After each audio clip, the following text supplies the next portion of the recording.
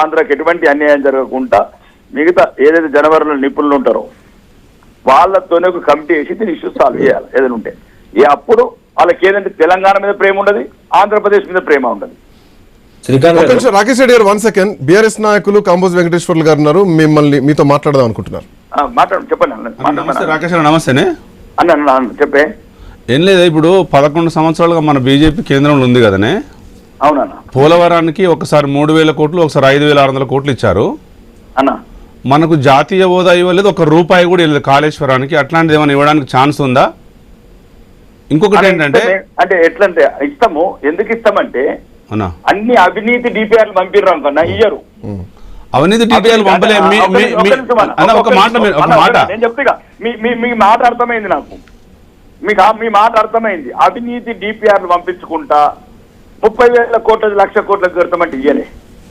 అయితే అన్న, మీ కేంద్ర జలవనరుల శాఖ మందే మీ మీ మీ మంత్రులే కాళేశ్వరం మిషన్ భగీరథ కాళేశ్వరం వచ్చి అద్భుతమైన ప్రాజెక్ట్ అని చెప్పారు. 11 సంవత్సరాలు మీరే గవర్నమెంట్ ఉన్నారు, దాని మీద ఎంక్వైరీ చేయొచ్చు కదా. ఇప్పుడు కాళేశ్వరం ప్రాజెక్ట్ కంప్లీట్ టైంకు తప్పు డిపిఆర్ అంటారు, కంప్లీట్ అయ్యే టైంకు తప్పు డిపిఆర్ అంటే 11 నెలలు మీరే ఉన్నారు కదా అన్న. రాజకీయాలను ఇంతనే తప్పించుకోవచ్చు అన్న. నేను అనేది ఏంటంటే, నేను రాజకీయాలు మాట్లాడలేదు, పార్టీలు పక్కన పెడుతున్నా. నేను మాట్లాడతా. ఒక్కొక్క ఇంజనీర్ ఇంట్లో 500 కోట్లు ఎట్లా వెళ్తున్నాయి నేను కూడా అడుగుతా. అంటే అవినీతి మీరు చెప్తేనే వస్తుంది అనుకుంటున్నాం అన్న. అది మరి గవర్నమెంట్ ఏం చేస్తాం? కేంద్రంలో ఉన్న గవర్నమెంట్ యాక్షన్ తీసుకోవాలి కదా అంటున్నా. గవర్నమెంట్ యాక్షన్ కాదు, మొత్తం తెలంగాణని అప్పుల మయం చేసినారు. నేను ఒక మాట చెప్పిన, భారతదేశంలో ఒక మాట, 1,000 కోట్లు మేము తెలంగాణలో చూడలేదండి. మా అమరవీరులు వచ్చింది ఈ రకమైన అవినీతి కాదు. ఒక్క నిమిషం, ఇక్కడ కాళేశ్వరం ప్రాజెక్టు అవినీతి జరిగితే కేంద్రంలో మీరున్నారు, మీరు ప్రజాక్షేత్రంలో పెట్టండి. But the question is, Rakesh Reddy గారు ఒక మాట రాకేష్ రెడ్డి గారు, గోదావరి నీళ్లను కేంద్ర జలశక్తి శాఖ గాని, సిడబ్ల్యూసి గాని, జిఆర్ఎంబి గాని, కేఆర్ఎంబి గాని ఎట్లాంటి అనుమతులు లేకుండా ఆంధ్రప్రదేశ్ తరలించకపోతోంది, తెలంగాణకు అన్యాయం జరుగుతోంది అన్నది ప్రధానంగా వినిపిస్తుంది. అంటే ఈ పర్మిషన్ లేని మాట ఇది బీజేపీ ఒప్పుకుంటుంది కదా, దీనిపైన భారతీయ జనతా పార్టీ స్టాండ్ అయింది. ఒక శాసనసభ్యులుగా మీ రియాక్షన్? మేము తెలంగాణ 100% చెప్తున్నాం, దీని మీదనే కాదు, దేని మీద కూడా తెలంగాణకు అన్యాయం జరుగుతుంది. తెలంగాణ బీజేపీ ఎట్టి పరిస్థితులు ఒప్పుకున్న సమస్య లేదు. ఎక్కడ కూడా మేము కేంద్ర ప్రభుత్వం క్లారిటీ తీసుకున్నాము. ఆలు లేదు, సూలు లేదు, ఏలు లేదు, ఏం లేదు. దానికి ఇన్ఫర్మేషన్ అడిగిన మంత్రి లోకేష్ చెప్తున్నారు ప్రాజెక్ట్ కట్టుకుంటున్నాం ముందుకే అని చెప్పేసి ఆంధ్రప్రదేశ్ క్లియర్ చెప్తున్నారు. కమిటీలో ముఖ్యమంత్రి రేవంత్ రెడ్డి కూడా సంతకం చేశారు.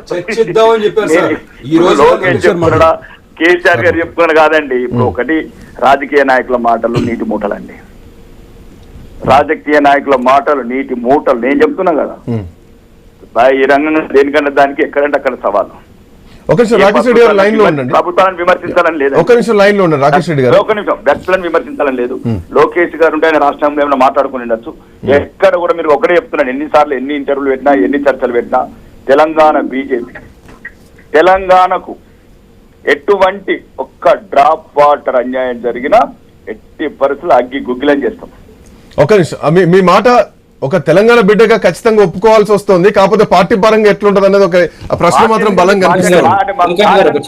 చిన్న పాయింట్ బీజేపీ పెద్దల నుంచి నాకు రిప్లై కావాలా శ్రీగారు? ఇప్పుడు మనము సెంటర్ నుంచి రాకేష్ అన్న, ఇప్పుడు మన సెంట్రల్ గవర్నమెంట్ నుంచి మన రాష్ట్రానికి సీతారామ కానివ్వండి, మన సమ్మక సారక్క కానీ అట్లాంటి ప్రాజెక్టులకి కృష్ణా పైన కానివ్వండి, గోదావరి పైన కానివ్వండి, ఇంకా నీటి బాట ఈ రోజు దాకా తెరవలేదు.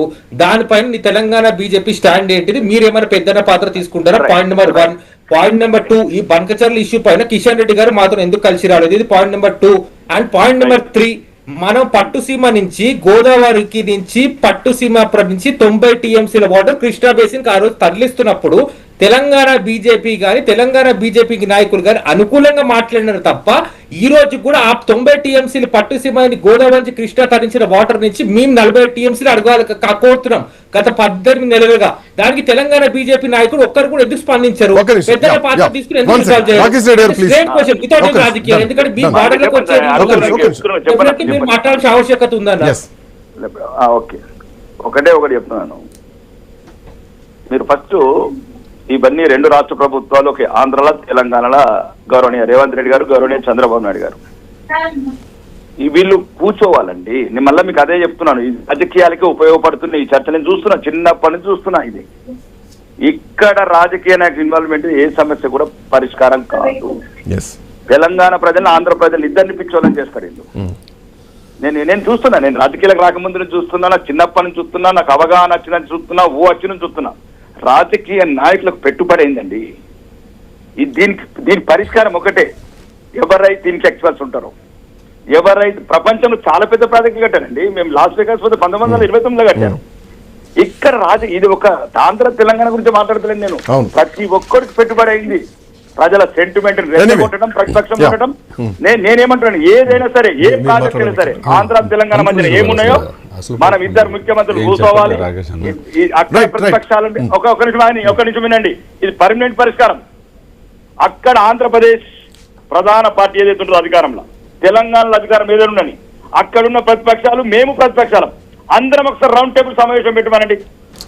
మీరు వేదిక ఏర్పాటు చేస్తారా? రాకేష్ రెడ్డి కేంద్ర ప్రభుత్వం పెట్టాలి కదా, రౌండ్ టేబుల్ అంటున్నారు. ఈ పాయింట్ రాకేష్ రెడ్డి గారు, మీరు ఇనిషియేషన్ తీసుకొని మీరు ఒక రౌండ్ టేబుల్ పెడతారా?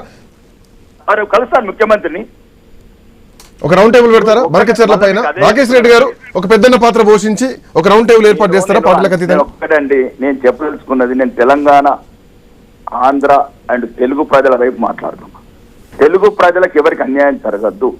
సముద్రంలో పోయే నీళ్లు మనకు ఒక చుక్క నష్టం లేకుండా, ఒకటి మనకేమేమైతే ఉన్నాయో, మనకు అవసరాలు ఉన్నాయో, అవసరాలన్నీ తీరిన తర్వాత ఒకవేళ నాకు అంత నేను చెప్తున్నా, నేను ఎందుకంటే ఇంటెక్చువల్ గాను, ఇంజనీరింగ్ గాను, నీటిపారుదల సంఘంలో నిపుణులు ఉంటే భారతదేశంలో ఉన్న నిపుణులు తెలుగు రాని వాళ్ళని పెడదాం, నిజాయితీ పర్లం పెడదాం. ఎందుకు కాదండి పరిష్కారం? Right, thank you Rakesh Reddy. Thank you Kishore గారు. సార్, ఈ రోజు నేను ఫస్ట్ నుంచి చెప్పేది అదే. లోకేష్ గారి మాటల్లో కూడా స్పష్టంగా ఆయన చెప్పారు, ఇరు రాష్ట్రాల మధ్యలో చర్చలు జరగాలి, మనం చర్చించుకుంటేనే పరిష్కారం అనేది ఉంటుంది. కానీ ఈ రోజున కాంగ్రెస్ పార్టీ తెలంగాణ నుంచి, తెలుగుదేశం పార్టీ ఆంధ్రప్రదేశ్ నుంచి కలిసి ఎక్కడ ఈ చర్చలు సఫలాకృతం అవుతాయని చెప్పేసి ఓరవలేని పరిస్థితిలో ఈ రోజున బీఆర్ఎస్ పార్టీ అనేది ఉంది.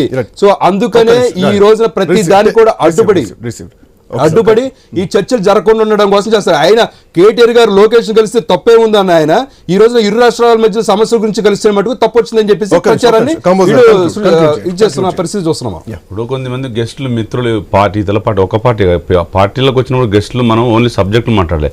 కేసీఆర్ గారు తెలంగాణకి ఏం చేసిండంటే 5 సంవత్సరాలు చంద్రబాబు నాయుడు గారికి టైం ఇచ్చారు, కేసీఆర్ గారికి 5 సంవత్సరాలు టైం ఇచ్చారు. మేము 5 సంవత్సరాలు 33 జిల్లా కలెక్టర్లు కట్టినాం, సెక్రటరేట్ 2 సంవత్సరాలు కట్టినాం. అదే చంద్రబాబు నాయుడు గారు అమరావతిలో ఒక్క ఇటుక తీయలేకపోయిండు, జైలుకు పోయిండు. మాట్లాడే ముందు ఏ పార్టీ వాళ్ళ అమరావతిలో ఒక్క ఇటుక మీరు ఎలా చెప్తారు? మీరు ఎప్పుడు వెళ్ళారు అమరావతి? అమరావతి 10 సార్లు పోయినా, అమరావతి 10 సార్లు పోయినా, అమరావతి 10 సార్లు పోయినా.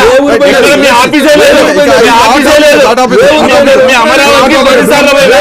నేను ఏమంటున్నా, కేసీఆర్ ఏం చేసిన చెప్పారు కదా, మీరు వినండి, నేను కేసీఆర్ చెప్పాను, కేసీఆర్ ఏం చెప్తా మీరు అమరావతి మీద, అమరావతి గురించో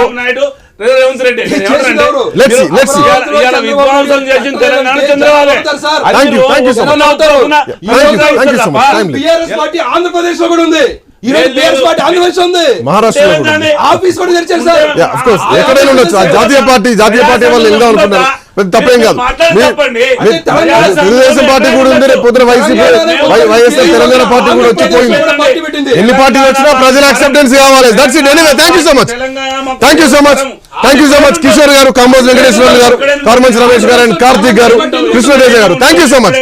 సో మొత్తానికి తెలంగాణ అంటే బనకచెర్ల ప్రాజెక్టు కడితే తెలంగాణకు అన్యాయం జరగబోతోంది అని తెలంగాణ నుంచి ప్రతిపక్షాలు మాట్లాడుతున్నాయి. అధికార పక్షం కూడా దీనిపైన ఖచ్చితంగా లీగల్ గా, టెక్నికల్ గా, పొలిటికల్ గా కొట్లాడుతూ ఉంటున్నారు. ఈ కొట్లాట లోపే ప్రాజెక్టు పూర్తయిద్దాం, దీనిపైన కేంద్ర ప్రభుత్వం ఎట్లాంటి నిర్ణయం తీసుకుంటుంది, దీనికి ఎట్లాంటి పర్మిషన్స్ లేకుండానే కడుతున్నారన్నది ప్రధానంగా వినిపిస్తున్నటువంటి అంశం. బట్ ఏ రాష్ట్రానికి అన్యాయం జరగదు, తెలుగు ప్రజలకు అన్యాయం జరగదు. సముద్రంలో మిగులు జలాలను మాత్రమే వాడుకుంటా ఉంటున్నా కానీ కాలువల పరిణామం పెంచి, కాలువల విస్తీర్ణం పెంచి 200 కాదు 400 టీఎంసీలు పట్టుకుపోయేటువంటి ఒక ప్రయత్నం జరుగుతుందనేది తెలంగాణ నుంచి రిటైర్డ్ ఇంజనీర్లు చెప్తున్నటువంటి మాట. సో ఈ మధ్యలో చర్చలు పొలిటికల్ గా తెలుగు ప్రజల మధ్య విద్వేషాలు రెచ్చగొట్టేటువంటి విధంగా మారుతున్నాయి. అట్లాంటి పరిస్థితి రాకుండా కేంద్రం పెద్దన్న పాత్ర పోషించి ఏ రాష్ట్రానికి అన్యాయం జరగకుండా ఏ రాష్ట్రానికి సంబంధించినటువంటి నీటి వాటాలు ఆ రాష్ట్రానికి కేటాయించాలి.